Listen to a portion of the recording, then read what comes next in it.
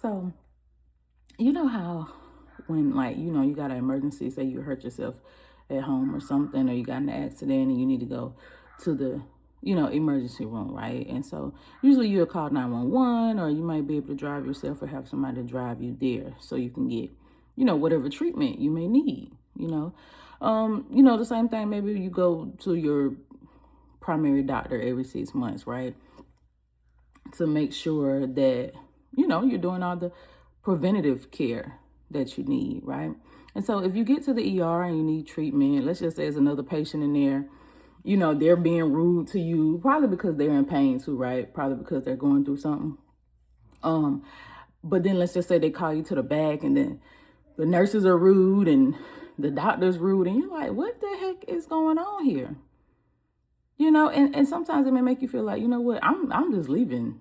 Like, cause I don't know what y'all are dealing with today, but I'm just going home.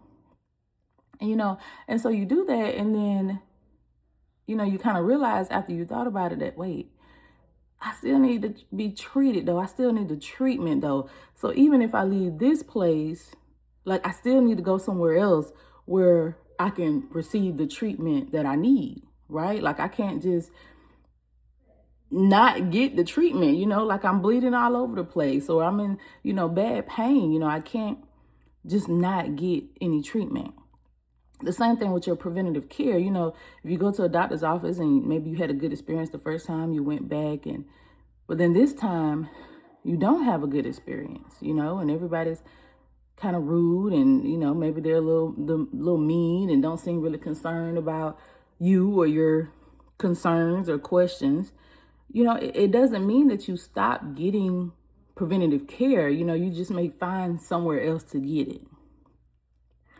So my point is that when you go to a church and the mother of the church hurts your feelings, one of the other people in the church are mean to you or rude to you, they don't seem to be treating you right. If you need to, go find another church. If God puts it on your heart that that's where that you don't need to be there, then go find another church. But you don't abandon the treatment that you need because somebody that's there, that's a patient just like you, has an attitude, right? I'm not going to leave out of here. I'm not going to give up on treatment when my heart is bleeding, when my mind is all over the place. I'm not going to give up on treatment because of how you're treating me. Because I know that the real treatment is God. God provides the real treatment. The pastor isn't treating you. Hopefully he's giving you the information to help you get, closer to the manifestation of your treatment, but he's not the one that's going to do that. Sister Mary so-and-so, that's mean to everybody that comes in, she's not doing that for you either. When it comes to finding a church home, my thing has always been to say, Lord, where am I supposed to be? Where can I get fed? Having a good time in church, yes, people want to have a good time in church. But if you're doing all that hooping and hollering, I can't get a message. Next week, I can't go back to a scripture and apply that to my life. I still need my treatment. So don't let the people in the church that are patients just like you, because everybody's coming to church for something, because none of us are perfect. Nobody has it right. So we're not going to let another patient cause us to give up on our treatment. Now, we may change where we choose to be treated, where we choose to receive that information about our treatment, but we're not going to give up on God. Same thing with our preventative care. You go to the doctor to make sure that you're on top of these things before anything happens. For some of us, that's what God should be for all of us, really.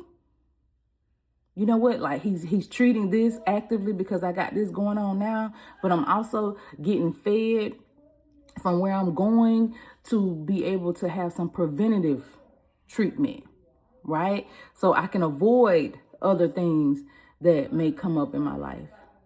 I'm able to effectively navigate them with the grace of God. So I won't tell anybody to stay in a church where you've been hurt. But some people become church hurt and then they give up on God. Those people that hurt you in that church were just another patient that needs something. Another person that needs treatment. They're just like you. It don't matter what kind of title they slapped on it.